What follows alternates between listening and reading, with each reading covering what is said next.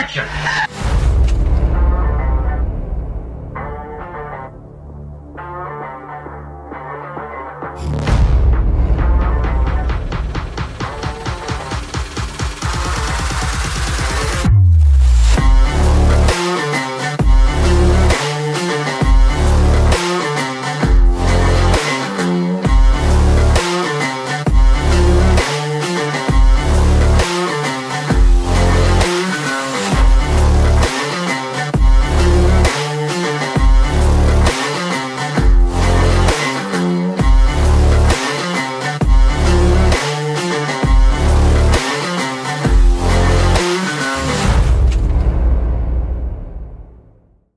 Salut tout le monde, salut les cinéphiles, bienvenue pour une nouvelle critique.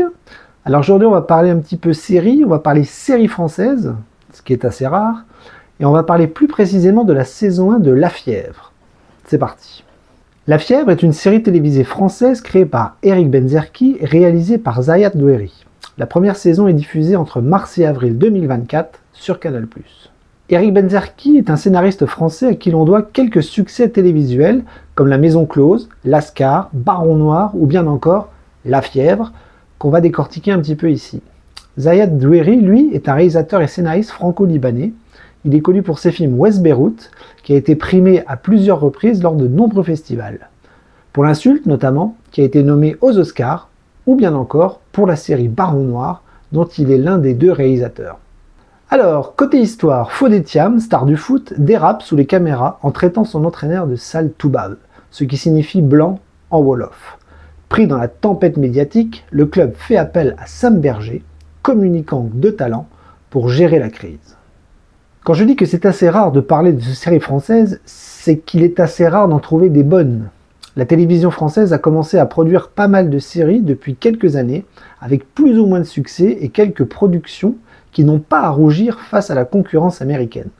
Notamment grâce à Canal+, qui a commencé à avoir pas mal de bons produits en magasin, comme par exemple Le Bureau des légendes, Validé, Baron Noir, Les Sauvages, Hippocrate, Nox, Engrenage ou Les Revenants pour ne citer que.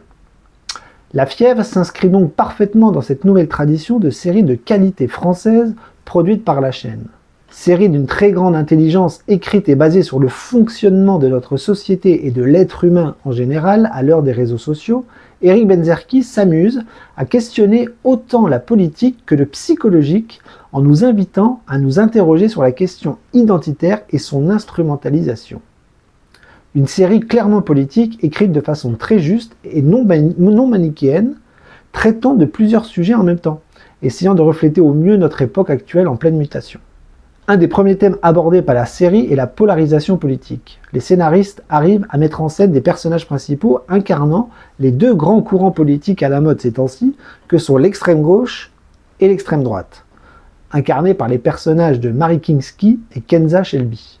Grâce à cette polarisation, la série prend et propose aux téléspectateurs la température d'une époque et d'une société française qui a basculé dans les extrêmes où les courants de pensée ne trouvent plus aucune mesure, plus aucune nuance, plus aucune justesse dans leur fonctionnement.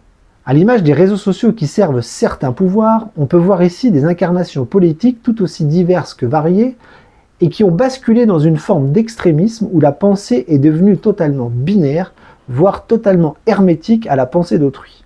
Soit on like, soit on nique, pour reprendre l'expression d'un philosophe français que j'aime beaucoup.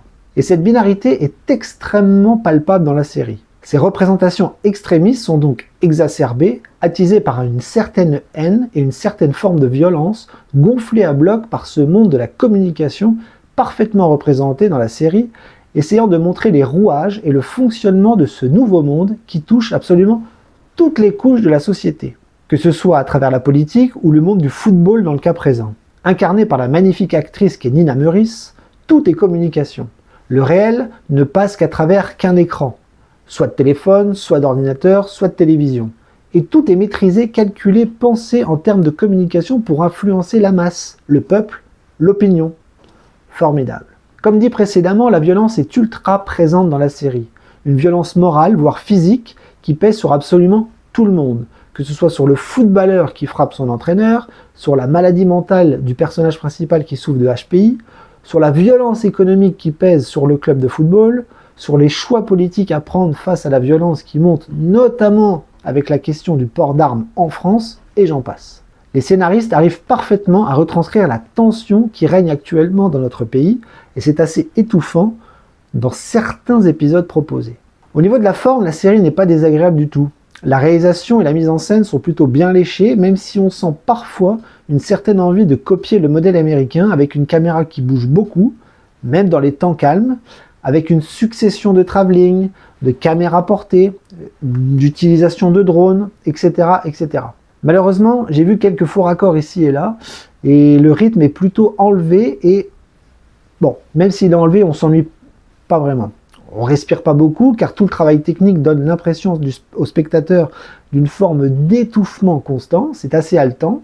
La caméra colle assez bien aux personnages principaux, et le casting est réussi avec des seconds rôles tout aussi importants les uns que les autres. Enfin, au niveau du montage, c'est également très réussi car on oscille en permanence entre les deux mondes décrits précédemment, fonctionnant comme un balancier, finissant par donner le vertige au spectateur, voire la fièvre. Ma note sera donc très bonne, même excellente, j'ai mis un A-. J'ai trouvé la série très réussie et très intelligente. Superbement écrite, cette série s'inscrit parfaitement dans la grande réussite télévisuelle française, et c'est aussi un formidable miroir de notre époque contemporaine, symbolisant une forme de décadence totale et pleinement assumée par les créateurs. Cela fait du bien de voir qu'il existe encore des artistes qui pensent et qui osent faire des séries punchy et engagées. C'est vraiment à souligner et à défendre. Voilà, je vous laisse donc là-dessus, j'espère que ma critique vous aura donné envie de voir la série La Fièvre. Si vous avez aimé les séries Canal+, et notamment la série Baron Noir, vous aimerez forcément, surtout par rapport au twist final. En attendant, je vous dis à très bientôt sur la chaîne pour une nouvelle critique, un film ou une série, surprise.